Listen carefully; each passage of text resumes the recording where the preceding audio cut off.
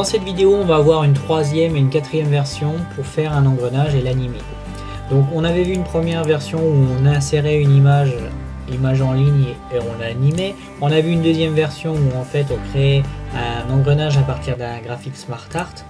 On va voir une troisième version où en fait à partir d'un graphique SmartArt comme on l'avait dans la version 2, ce qu'on faisait, on enlevait ce qui était superflu, on gardait qu'un seul engrenage, on le convertissait en forme.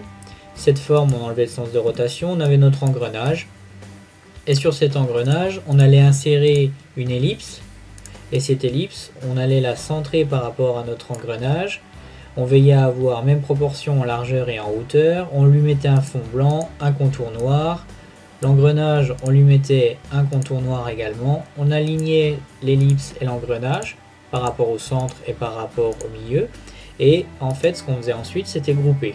On faisait une seule forme et cette forme, on animait avec une rotation de type, un effet d'emphase de type rotation, et voilà comment on faisait notre engrenage.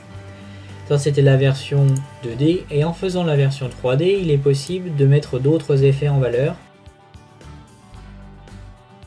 Si vous avez des questions, si vous souhaitez apprendre comment faire cela, vous avez en dessous un lien vers la newsletter ou vers ma chaîne YouTube. Il suffit de cliquer dessus, de s'abonner dessus et vous avez une alerte qui vous permet de savoir quand est-ce que je fais des vidéos.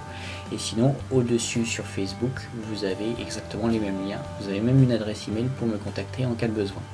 Voilà, je vous remercie pour votre attention et je vous dis à très bientôt. Masquer le format 3D, on va passer en mode rotation. Si on tourne légèrement sur l'axe des X, on voit que notre engrenage est maintenant en 3D.